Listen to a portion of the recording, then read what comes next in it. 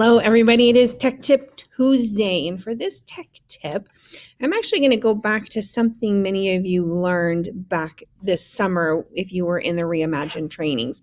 And one of the things that was taught in those Reimagine trainings was the term wayfinding. And what wayfinding is using symbols and colors to help families and students navigate our modules easily.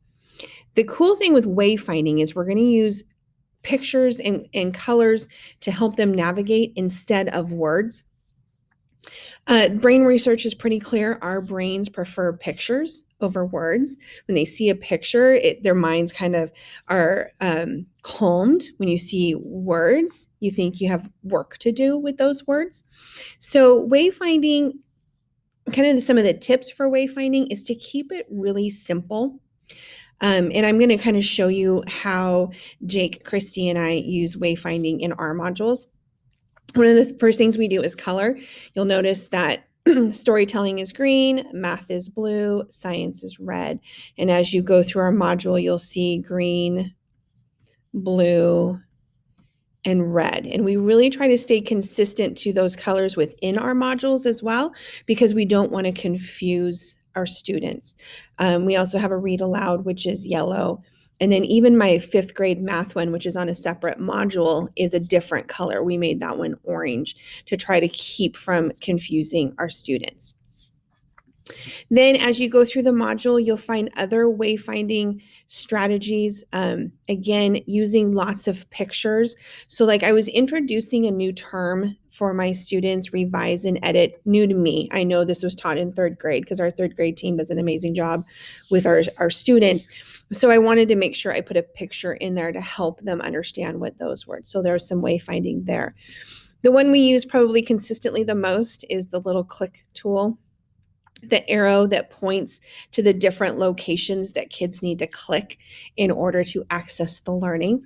One of the things, though, is we make sure each of us uses the same exact symbol. So Christy doesn't use a different symbol than what I use. We make sure that it is the same as you go through. You'll also see we use the same 1, 2, 3. So you're going to do this first, second, and third. The nice thing about using symbols like this is I don't have to use any other words to tell my students this is what you need to do. The symbol kind of takes that for you. It simplifies things for them. They see this one, they know, yep, I need to start there. They see this Google Classroom symbol, they know they have to turn things in there. We used to, when we first started using this symbol to get the kids trained, we'd have a complete sentence underneath it. And now you can see we've gone to like just 1 or 2 words, or even sometimes we just put a symbol, wayfinding symbol. One of the things we've done, though, to help ourselves as we're planning and preparing our lessons is we have actually created in our module a wayfinding icon bank. So when we use an icon or a tool, we put it in here, and then when we make a copy for this the next week, this page is already there, and we can just cut and paste the symbols we've already used into our module. Now, this is not something I want the kids to see, or we want the kids to see. So this is a new tool within Google Slides. If you have a slide that you don't want the kids to see when they get it, all you have to do is go up to slide and click skip.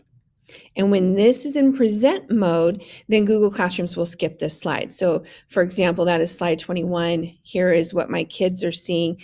And if we go to all the way down to slide 21, you'll notice, well, it did show up on my example because it's mine. But if the kids see it, they shouldn't see this because it is skipped in the presentation. If not, I need to learn how to fix that because that's not what we're supposed to do. All right. Anyway, so back to wayfinding. With wayfinding, you want to keep it simple. If you have a symbol, think about, do I need words attached to this symbol or will the symbol suffice? You want to make sure that you have a wayfinding page so that you can have consistency amongst your lessons using the same symbols over and over again. All right, if you have questions about wayfinding, and I'm going to go do a little more research about why that showed up in the module, but if you have questions about wayfinding, please let me know. Also, you can visit me during office hours if you want help developing wayfinding strategies. I am more than happy to help you with that. All right, I am looking for more Tech Tip Tuesday ideas. So if you have an idea that you'd like to see, let me know, and have a great week.